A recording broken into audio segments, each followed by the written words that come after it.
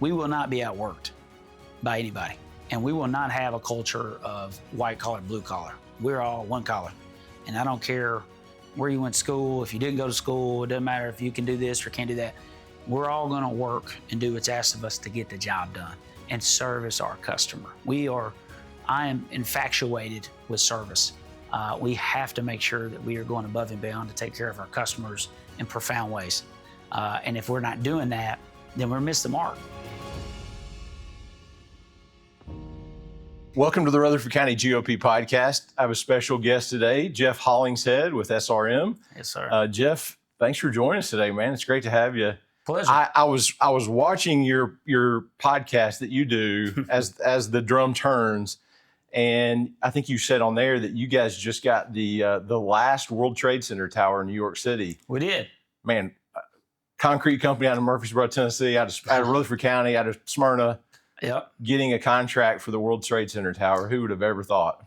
I wouldn't have thought that one. That's for sure. So that's a special project. It's pretty good size as well, and that's been the interesting part as we've grown and scaled the company over the last number of years. We're in 24 states, and so we get to be a part of some really special and kind of iconic projects across the country. Yeah, that's a big one. That's a big one. That's one that everybody remembers. The original towers, and to get to be a part of the new tower. Yeah. I guess it's the Tower 2 that you guys are doing. Yeah, I'm not even sure. I know it's certainly one of the towers. I think it may be like Tower 4. Maybe. Oh, really? Yeah, because they got some weird numbers out there. But it's should be an interesting project. We're excited about getting it going. That's really cool. For sure. Congratulations on that work. Let's kind of go back to the beginning if we can. So your dad was a concrete finisher. Started his finishing business, I read, in 99. Yep. And decided that he could get concrete more efficiently. Yeah. If let's just do it myself. I feel like I can do it better than what I'm currently getting. And so he decided to start a concrete business. Yeah. So I was about 10 years old. So kind of fast forwarding before that, he started in business about 89 as a concrete finisher. Okay. And he had, Hollingshead Concrete. And then about 99, 10 years later, he got tired of waiting on concrete and put up a concrete plant in our backyard. And even before that, I should say this, kind of the transformational moment in our family's life was when my dad, he was an alcoholic and gotten to a point where it was just really, really bad. And I was 6, 7 years old. And I remember, I was old enough to remember, but it had gotten pretty bad. But my mom had gotten in church, got saved, taking my brother and I to church. And she had kind of given him the ultimatum, hey, you're going to come to church or else, one of those moments. So that morning, Sunday rolled around, and he had been in business about 4 or 5 years to that point and had some success, but not much. But Sunday morning rolled around, and he got on the lawnmower, had to cut the grass. Sunday night service, by the time we got back from Sunday morning service, he had already showered, dressed, and was ready for church. And it's about 4 hours early. So we knew he was going to come, which was a special moment, and I remember it vividly. And so that night, he went to church, gave his life to the Lord, went up to the altar, gave his life to the Lord. And that's when our life really changed. My dad never touched another drop of alcohol from that night forward. And this was a guy that drank 7 days a week, sun up, sun down. So it was just really a miracle. God moved in just an amazing way. And that's when we were really blessed. That's when everything in our life and our trajectory really changed. His business began to flourish. And then 5, 6 years later, that's when he decided to put that concrete plant up in our backyard. So I grew up right over here, about a mile from here on Hickory Grove Road, 900 square foot house. And from my back window, and I was born and raised there until I was 16 years old. So from my back window, I had trucks, lined up under the hole, wound up every morning. So it's been a part of who we are, the fabric of our family for sure, as long as I can remember. So it's been a crazy, exciting ride from there to here. Not always easy. I was reading a story about going to an auction up in Indiana to get some trucks. Yeah. And a couple of the trucks broke down on the way back, and it wasn't an easy start. Yeah, no, most certainly not. So Dad bought 5 trucks at an auction in Indiana, paid about $5,000 a piece for them, and they were just junk. So 3 of them made it back, 2 didn't. And as the story goes, one of them threw a rod through the engine, the block, in about Kentucky. He didn't have enough money to tow it back to our house, so he signed the back of the title, pulled it into a cornfield, and left it. And we never heard back. So that truck is still in a cornfield somewhere in Kentucky, I guess, or hopefully someone scrapped it. But and then another one, same thing happened in Nashville. That one, there was no cornfield, so we had to tow that one back to the house, and that's exactly what he did. So that's how that got started. With three trucks. Never had intention to really grow the business past servicing his own concrete needs. And then one thing led to another. Ended up putting our name on the side of the door, put a phone number, and people started calling, and started servicing customers and able to grow the business, one truck at a time, for sure. It's funny because when I moved to Murfreesboro, I worked for a home building company. Yeah. And I was a purchasing manager. And I remember seeing your dad in those early days selling concrete. Yeah. And such a great guy. But to see where he started to now being America's largest concrete supplier. Yeah. It's just incredible. It's probably one of the best success stories coming out of Rutherford County that there is. And it really comes down to what seems like discipline and hard work and a lot of faith in God's blessings. Yeah. Yeah, that's a summation of it for sure. Growing a business is not linear. There's just so many ups and downs and turns and twists along the way. And in our industry, construction in general, I'm a big proponent of whoever works the hardest is going to win the most. And so as long as we get up, try to keep our priorities straight, put the good Lord first, and then really, really work hard and diligently to set a goal and seek after that every day, and get 9,000 people inspired and aligned to row the boat in the same direction. If we do that every day, we'll be successful. And we've had some success to be able to get to where we are, but it really, in our minds, we're just getting started. We've got a tremendous opportunity that's out in front of us. Our goal is to be the largest construction materials company in the country. We are the largest producer of concrete, but to be the largest construction materials company in the country, we got a long way to go on aggregates and cement and bad goods and you just all these different disparate products across this whole framework of construction materials. So we're excited about that opportunity. We would need to grow about 10x to get to our goal. So we've got a long way to go. Yeah, sure. Long way to go. Well, tell us about your start. You started running crews as a teenager, is the way I understand it, right? Yeah. Yeah. So I started finishing concrete. Well, I say I started finishing concrete when I was 5 years old, but I worked every summer from the time I was 5. You're certainly around it if you weren't finishing. Oh yeah, 100%. So I worked every summer, never missed a day from the time I was 5 years old, just because I want to be around my dad. My dad's still my best friend, my brother. We're incredibly tight, but wanted to be around him, wanted to work, enjoyed it. It got in my blood. So by the time I was 14, I was running a crew, and so I had a finishing crew that reported to me. I couldn't drive, so a guy had to drive us. But I read plans, set slabs, poured, finished, did it all. By the time I graduated high school, I ran Hollingshead Concrete for a couple of years before going into the ready mix business. I graduated in 2008, so right in the depth of a recession. So it was tough. A transition over to the concrete side. At the time, we had 4 concrete plants, and so we didn't have that many locations. But Dad and I were sitting in the office one day, and we were kind of talking about just strategy and what we wanted to do. Because there's a lot of different routes we could have went, and he could have went. But we kind of made the decision that night that ready mix is what we wanted to do. Let's go pursue that to the best of our ability. And we spoke our goal was to be the largest in Tennessee. And so from that night, Dad started hunting and pecking and talking to people and making acquisitions. And what year was that? Do you remember? That was 2010. Okay. That's when that thought to really grow kind of started to transpire. We started making a few small acquisitions and starting to figure it out. I didn't have a clue what I was doing, and neither did he. And so we kind of learned as we went and learned how deal making was, the process behind deals, and how to cut a deal, LOI to APA to schedules to getting the thing to across the finish line. This is stuff you had to learn, and I didn't know it. I quickly kind of figured out that it would benefit me to go to school. So I went to Belmont at night as an adult student. So let me ask you, so backing up for 1 second, you became CEO in, was it 14? Yeah. So in 2014, you take over the company. Yeah. Obviously, your dad's probably still involved. Your brother very much. is. Yeah. My brother, dad. But you're at the helm. You're running the organization now. You've got all the experience from the ground up to now running the organization.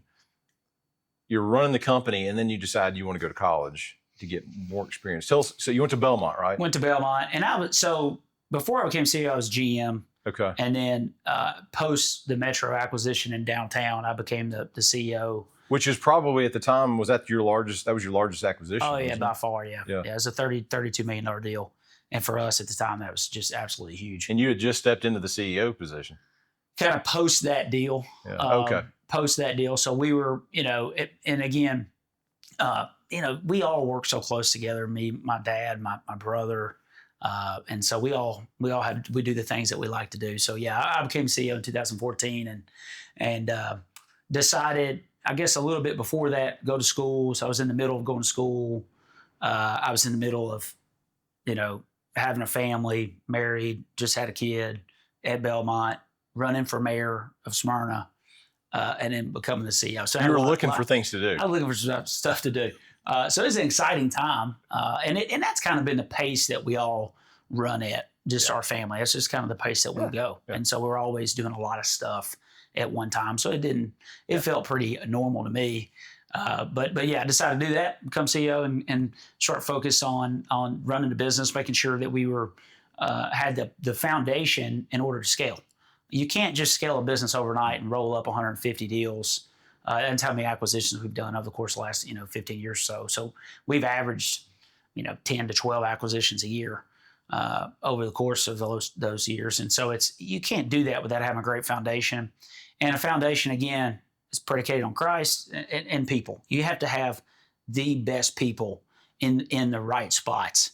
Mm-hmm. If you don't have that, it just won't work. And we bought Metro, that big acquisition. I was working in an office all day trying to get Was that the first going. acquisition? No, it wasn't the first. It was probably about the fourth acquisition, but certainly the biggest. What was the catalyst behind that? You thought, where do you go from I'm just going to pour my own concrete to I'm going to start acquiring other businesses, and then you get to where you're acquiring Metro? Yeah, I think for us, it was just, we set that goal, and Dad's very driven. I am too, my brother, we're just driven to, when we set a goal, we pursue it. Go with it. And we felt like we could do it, and we weren't going to take no for an answer. And there's so many things that happened, and it transpired to make that deal take place, and it came across the finish line. But the real work happened afterwards.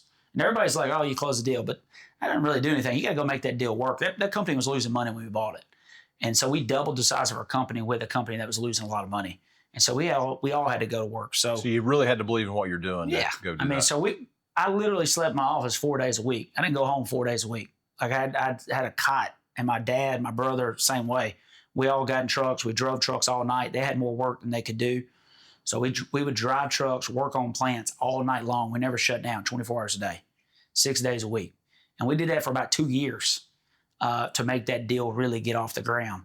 And not just us, our people did. People like Mike Zagula, Zach Gallagher. These guys just rolled their sleeves up riding. What were you doing during that time? Were you just trying to set a new standard for how things were done? We set a standard, but we literally didn't have enough help. We didn't have enough help. The stuff that we bought was depleted. The assets were depleted. So they were breaking down.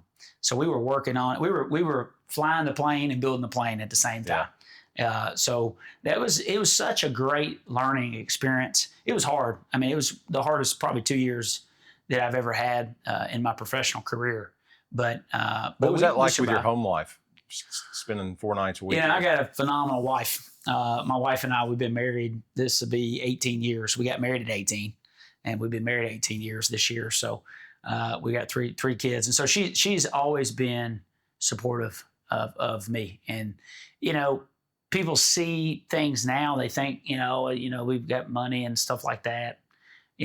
Holly and I, we got married. We moved into a duplex the night we graduated high school. I moved out, and we got married a few months later, and then she moved in. But our kitchen, we couldn't stand together in the kitchen.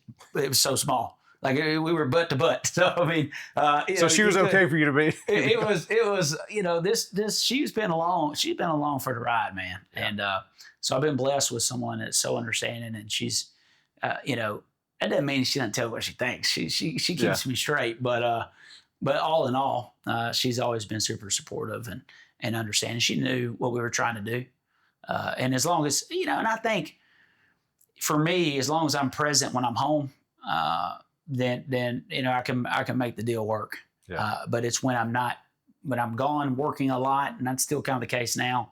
But when I'm home, and she knows, she knows where my heart's at. I'm not a big proponent of work-life balance. I don't believe that. I'm one person, and so I'm one person here. I'm one person at home. I'm one person at church. I'm one person. Sure. And so I want to make sure that there's good balance in what I do across my entire life, and that cadence of life is different for everybody.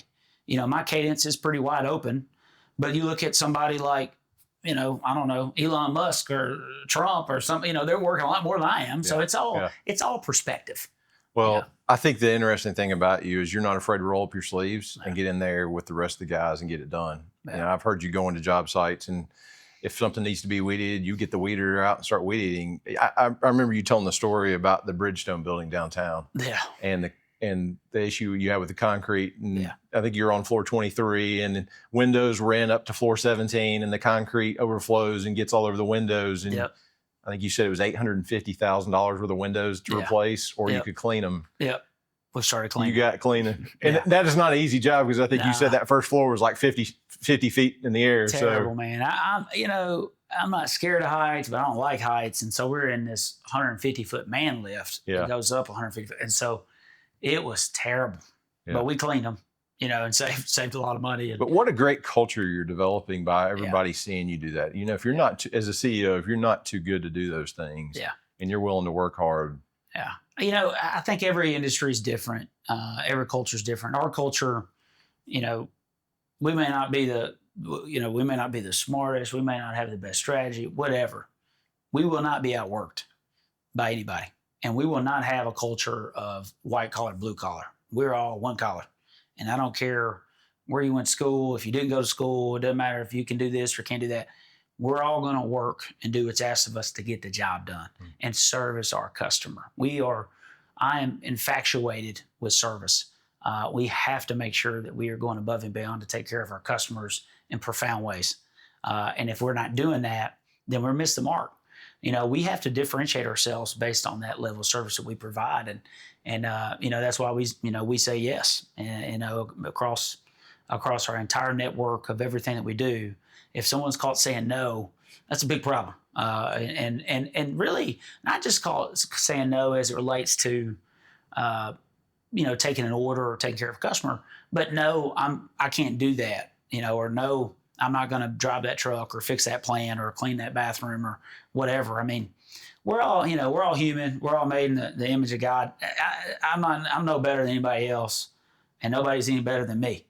And so when I meet somebody, and I've had the opportunity to meet some powerful people in my life, it doesn't intimidate me. I don't care, But the same way is true. Like I'm going to show them the same level of respect as the yard guy at one of our plants or the janitor at the building. I mean, what's it matter? We're all human, and we all need to take care of people, and we're all after the same goal of creating excellence in whatever it is that we do. And I try to really tell people and pursue excellence in every profession at SRM. If we can have everybody really focus and hone in on that, then we can separate ourselves in significant ways. But it's easy to sit around and talk about it, but it's hard to do. Yeah. And so it's been a challenge, and you got to work on it every day. So you're having success. You are acquiring more companies. You're working hard, and things are working out. You decide to go back to college again. Yeah. Tell us about that. I mean, why not just keep working hard? And why did you decide to make that move? There's a couple of things. Number one, it was more of a personal deal. I wanted to get my MBA. If I wouldn't have got it at Vandy, I wouldn't have done it anywhere else. I wanted to go to Vanderbilt, and I wanted to get an MBA. It was just kind of a personal thing. I would say it's kind of a twofold. Number one, you do not know everything. I don't care if you've been doing it your whole life. I don't know everything. And to be honest, we have been very early adopters to AI across our entire company. That wouldn't have happened had I not went to school. That is a huge takeaway. Secondly, I've got 2 daughters and a son. My son's autistic, nonverbal, so he's got a different life journey. But my 2 daughters, I want them to see, I was raised, I seen my dad come getting out of the house, sun up, sun down, working, no man out working them, smart, getting after it every day. I seen what it took. I seen what it was to go from a 900 square foot house with not a lot to where we've been blessed to get. My kids were born differently. They've started. My dad says I was born on first base. So they were born on third plate.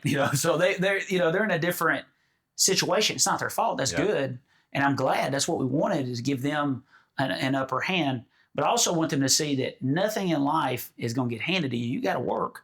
And even when it seems like everything is okay, you still got to try, really pursue your dreams and pursue getting better, pursue excellence. So, I wanted to leave that example for them that, even at where I was at, that you should pursue whatever it is you want to pursue. So it seems like you're not the type of person that gets comfortable in your position. And, I think about the scripture, for we are God's workmanship, created in Christ Jesus to do good works.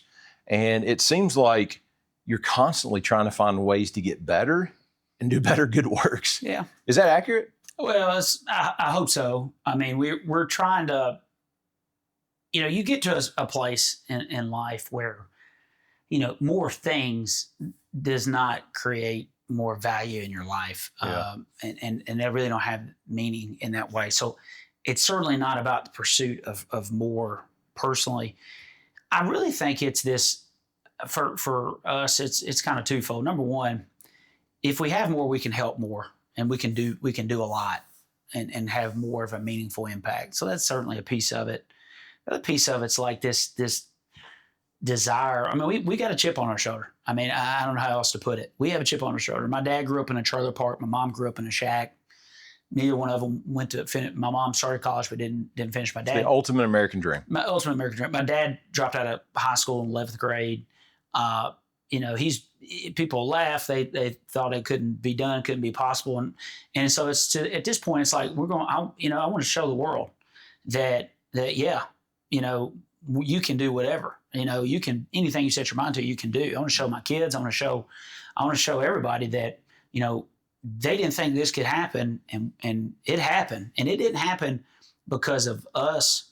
We listened and obeyed the Lord, but it happened because the good Lord blessed us, and He really provided His favor on our life every time we showed up and went to work, and that's why we're very, very purposeful in giving Him the glory of what's happened. There's no way this stuff could all fall into place. It is impossible. I could give you literally 100 stories of miracles, nothing short of miracles, that had to take place to get us to where we are. It wasn't, I've learned about strategy and this book and that book and that book, after we got here.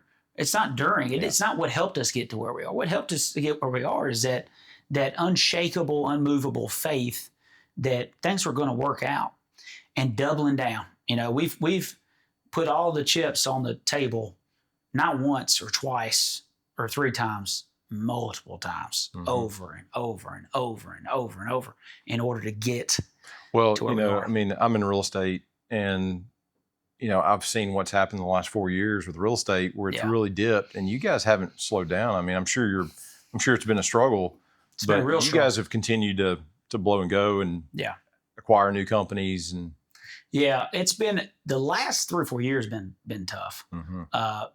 Before, rewind the clock 3 years ago, we were 65% residential, our customer segment. Today, that's about 25%. So we've completely pivoted, much heavier commercial, DOT, and still some residential, but nothing like what it was, because we got to meet our customers where they are. It's just not there. So that's been a challenge. I've had more fun running the company in the last few years than I have. It's always been fun. I love it. But this has been a new set of challenges. It's been quite rewarding because it's not been easy.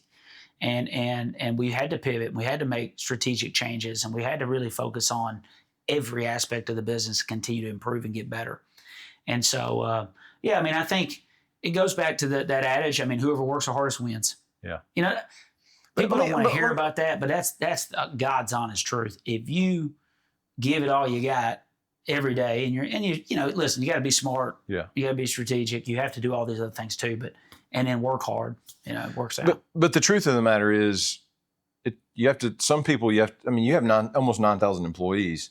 How do you get the culture here to buy into that same mentality? Because you've done a really good job with it. Yeah. I think that it's not one thing, it's a million little things. So that's number one. You don't get, send out an email about culture and you fixed it, or, go meet everybody one time and fix it. It's a living out by example, the culture that you want people to emulate. At least this is my opinion. I guess, all this is just my opinion. Because it's one thing, when you're acquiring companies, you're acquiring habits and cultures 100%. And everything else. Yeah. And your culture's got to be bigger than that culture. Yeah. Otherwise, big it becomes challenge. You. Big challenge. It got easier as we gotten bigger, because we kind of overrun them. But but it's, especially in the beginning, it's very, very challenging when you acquire a new culture and that you're just not aligned with the way you do things. And you have to train people. You have to weed people out. Mm-hmm. I tell people all the time, I'm not interested. I love the country, and I want it to be successful. Its success is our success. But I can't fix 350 million people's problems. I only got to have 9,000 people that give a crap. If I get 9,000 people quite a few that care, I feel like I can manage that. I can find those people. They're diamonds in the rough, but I can go get them, and go find them and hunt them out and put them in the right spots and continue to refine until we've had the right team of people. I love college football. Nick Saban won the most.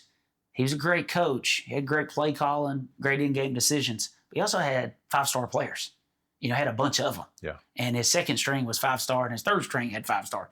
So, at SRM, we're looking for 5-star people. We're looking for people that care, that get up mad at it, get up wanting to go to work. And 5-star people like to be around 5-star people. Yeah, good likes good. And so that's a big part of it. Kind of going back to the culture piece just in general, though, people need to be seen. They need to be appreciated, recognized, and encouraged every day. If you're not doing that, they're not going to stay. You got to treat people like people. Their problems are your problems. Mm-hmm. And I think that's something you got to make sure people are compensated well. That's certainly a piece of it, benefits, stuff like that. But a lot more than that, people need to be appreciated. And so we do that in a lot of ways. We have a weekly podcast that we do. We send out to all of our team members. I travel every week. Our whole C-level team, division presidents, they're out traveling, seeing out in front of people every week. That podcast is great. What a great way to reach out to your staff. Yeah. You're talking about everything from let's make sure the trucks are clean to celebrating retirements and what people are doing. And, you talk about retaining the culture. You've got folks that are sticking with you. Yeah. I heard you the other day, you interviewed one of the employees that retired after 47 years that I think was a part of that Metro Ready Mix acquisition that didn't leave. He stayed on, which was probably really valuable experience to keep in the company. Incredibly valuable. It's the people that make it go round. And if you don't keep those great people that you acquire through acquisition, then the acquisitions are not going to be successful. Metro had good, there were good locations and stuff, but it was the people that made that deal so great. Yeah. And there's a plethora of them that made such a big impact. So, it's all these things. I think being accessible is super important. If you go to any location across the company, it's got our 5 principal plaque hanging up. It's got my cell phone at the bottom. So every team member's got my cell phone number. If they need something, they can call me. So we're a family-owned business. This is, my mom, my dad, my brother, and I. We're family-owned. There's not any equity investors. There's not private equity. It's not public. It's us. And so we want people, regardless, how big we're going to be in 50 states. We're going to have 100,000 people that work here. At the end of that, I still want people to feel like this is a company that has a soul, not just some what do we do quarter to quarter? What's our EBITDA margin and so on and so forth. Those things are important, but it can't be the most important. Let's transition a little bit because your faith is a big part. You're a pastor on the weekends, which if you didn't have enough to do, you're also leading a congregation. Yeah. Talk a little bit about your faith and your leadership. Obviously, when you're in the Bible Belt, the adoption of, a CEO that's also a believer, a Christian, is probably not that big of a deal. Yeah. If you're acquiring companies in New York City and Colorado and other places, may not be the same culture. Yeah. What has that been like? It's been great, to be honest. You are who you are. You are who you are. I mean, authenticity is most important. And so people know what they're signing up with when they come work for us. And if that doesn't align with them, they don't need to work here. So, I mean, that's kind of, I've not had a big issue with that. We're not, and I'm careful about things because, obviously people, when you get in certain positions, you carry more weight. I mean, it's just the way people view you. I don't push our faith, my faith on people ever. That's just not the way that I don't think that's the right way to do it. I think the more appropriate way to do it is try to live by example, and try to emulate the teachings of Christ through our behaviors. And that's the way we've went about it. That's not the way there's people do Bible studies here. They've got their Bibles out. People praying for each other. I mean, all that stuff happens all the time and it's welcome, no problem. Sure. Unlike probably some other companies, especially in our space and especially of our size. So all that stuff is welcome. But, some of the best people I've ever met are some of our team members in New York and Jersey. I've got great people. Super loyal. Super loyal. They love the company. They appreciate that we stand for something. And it goes back to having a soul at a company as opposed to just, hey, I'm a number here today, gone tomorrow. They don't know my name. They don't care. That's what we don't want. We want people that feel like they're a part of this family. And when you're a part of a family, right, wrong, or indifferent, my family may drive me crazy, but if it's time to go to war, I'm going to be there right beside them. Yeah. And if we can create that type of family business within SRM, then when it's time to go get after it, everybody's going to have each other's back and they're going to get after it. So, faith has certainly been a big part of it. It's a big part of my personal life. Being a pastor, I've been a pastor since I think 2018. I've been preaching since I was 16 years old. So this, it's normal to me because I've been doing it for so long. Yeah, that's great. So let's talk just a little bit about how does, sometimes when we have successes in our lives that can kind of knock us off track, especially from a faith perspective. How has your family managed the successes so that you stay focused?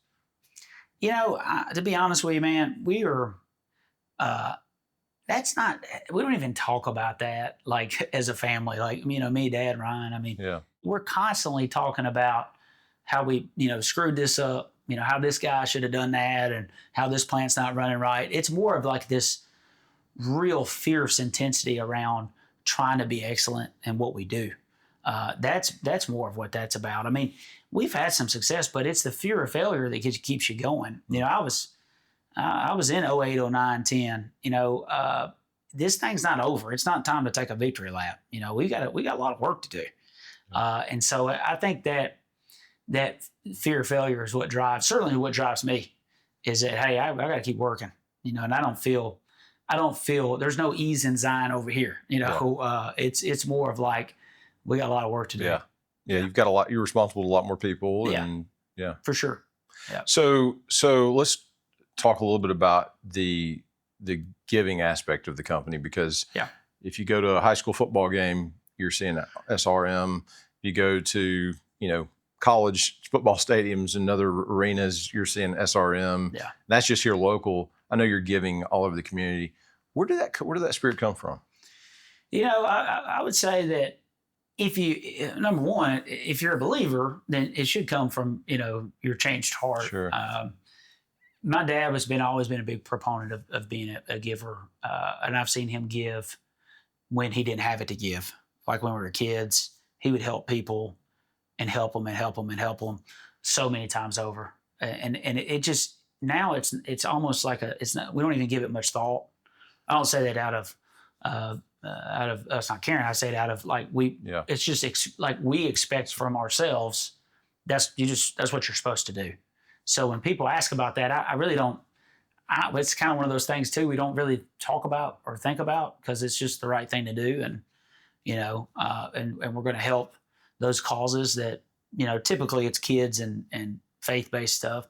That's where we're giving without thinking about it. Yeah. Now, some of the other stuff, we have some conversations around. If we're giving it to football, University of Tennessee or Vanderbilt or the Denver Broncos is another one we just did. Stuff like that. We're having conversation around those. But the other stuff is just, why wouldn't you? If you start loving money, you're going to fail. Yeah. And that is not. That's just, I don't know. That doesn't even cross our mind. Yeah. Yeah. Okay, let's transition again into outside of SRM. You ran for mayor of Smyrna back in 2013. Yeah. It's exciting. Is that something that's still in your blood? I don't think politics. Maybe I don't want Mary Esther to be concerned. I'm not suggesting that you're concerned. You're thinking about running for mayor of Smyrna again, but I think politics in general. No, I'm just joking. No, we love Mary. Mary Esther's done an excellent job as mayor, and that's a God thing because thank goodness I didn't win. At the time we had, something like we actually closed Metro during that deal, so we had like 30 concrete plants. Today we have 600, and at the time we probably had 100 and maybe 250 people that work for us after that acquisition, 250, 300. Now we got, close to 9,000. So thank goodness I didn't win. But, I walked away from that experience humbled, not because I lost, but because of the work and the amount of abuse that these people have to go through just to run for some local office. And the lack of respect that sometimes I know I show. Not disrespectful to the person, but disrespectful to the office. Like, it's disrespectful not to vote. It's disrespectful not to get engaged in these civil matters because it's so important. And all politics are local. We've heard that before, and it's true. And if we want to change things, it's got to happen locally and start locally, and that's where these movements happen. And so, I enjoy politics to this day. I've always enjoyed it, and so we try to support where we can. Politically as well. And I think some of that is super important. But it's also kind of keeping that in balance too. You can get too far, just over the top and your hair's on fire all the time about all the problems. There's always going to be problems. Sure. There was problems, with this one was in office and the next one's in office and it's problems now. I've been, obviously I'm a conservative, but there's things I like about the Republican Party, and there's things I don't like, and there's things I really don't like about the Democratic Party. It just goes both ways, and I think trying to keep some balance around that is important. Yeah. Well, our state has elected a lot of business leaders. You think you'll ever be one of them? No, I don't think so. You have to run to get elected, and I'm sure there would be a lot of people who'd love to see you run. Well, I enjoy politics, and and I never say never, but right now, my goal, and I feel it in my bones, is to pursue that goal of being the largest construction materials company in the country. I want to achieve that, and that's not going to be easy. And it's enough to get me up and get me motivated every day. And so to grow the company 10x from where we are is going to take some work. But if I get there sooner than I thought, then who knows? Who knows? Well, you're certainly making a difference in a lot of people's lives. Oh yeah. And that's I can see that passion that you have. Yeah. Well, we feel blessed to be able to be born here. There's so many places that we could have grew up. So many places. My dad, he originally was from Arkansas and he moved here when he was 4 or 5 years old.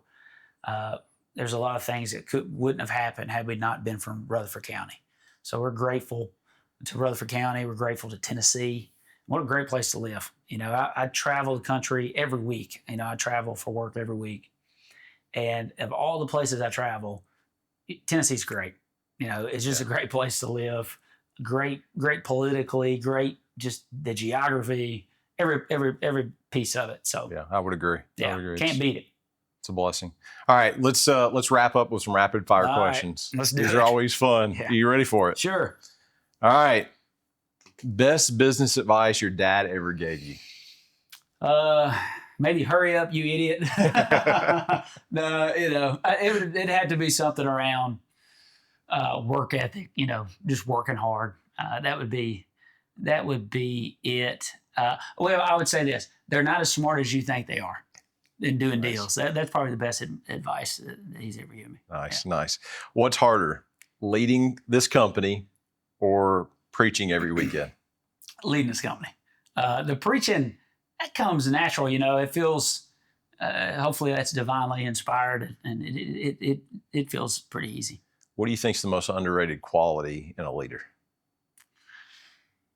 I think the persistence of it is what people don't see. They see moments like this when we're having conversations, and it seems, that seems like a pretty good gig. It's the working until 7 o'clock on a Saturday night because you got a lot of work and stuff like that. So I think to be a good leader, you have to lead by example, and that example is an insatiable work ethic. What's something young people today need to hear more often? If you want it, you got to work for it. I keep going back to that, but that's the biggest thing. We see people and hire young people all the time that they think it's just going to be clocking in 9 to 5 and pay me $100,000 a year. I don't know who's teaching them this. Yeah, it's just got to work at it. You got to get after it. All right, we're gonna go a little bit lighter. Favorite local restaurant. So Cinco de Mayo, the Mexican place over there in Murfreesboro. There you go. My son loves it. So. We thought my first daughter was going to come out speaking Spanish because we had Mexican so much while I was pregnant. Man, so. It's terrible. That's all we eat. That's all he wants to eat. Coffee or energy drink in the morning? I drink gallons of coffee. I always see you with a coffee cup, so I know you're a coffee guy. Americano. What's one book every young leader should read? Are you a reader of? I read a lot. It's an excellent question. There's an author, Lee Cockrell. He was the executive vice president of Disney World, actually, and all of it. He wrote a book, Creating Magic. I really like it. It's really easy read. He also wrote a book, Customer Rules, and those are just really good, wholesome, kind of take care of the customer, common sense books. And there's so many others that I've read that I really enjoy, but those are two kind of pops in my mind. You're a busy guy, but what's your favorite hobby outside of work? I really don't have any hobbies. I would say just working out. That's I do that 5 days a week. So I enjoy lifting weights, running, stuff like that. That would be it. Yeah. Looking back many years from now, when it's all said and done, what do you hope people remember about you? Just in general, as a follower of Christ, and just a good person. Shot it straight and treated people right. I hope they would say that about us and about our entire family, that we just try to do the right thing and not make it about us or anything like that, but just try to exemplify Christ the best we can, live good, clean, wholesome lives, and enjoy every moment. That's good. Yeah. Jeff, it's been a real pleasure. Yeah, Thank you for sitting down with me. I appreciate it. It's impressive to see what you guys are doing. You guys represent Rutherford County well across the United States, and it's so good to see what you're doing with your culture and your employees. And we see your logo all over the place. When we travel and everywhere. So keep up the great work, man. You're doing a wonderful job. Well, thank you. I really appreciate it. Appreciate the opportunity and the invite to get to do this. Absolutely. So, thank you. Well, thanks for joining us today. I hope you enjoyed it. Make sure you leave us a comment. Like and subscribe and share it with your friends. Let this story get out. I know this organization has been big in our community, and we just wanted to share a little bit with you about what they've done, what they do, and how they've gotten to where they're at. Thanks for joining us today.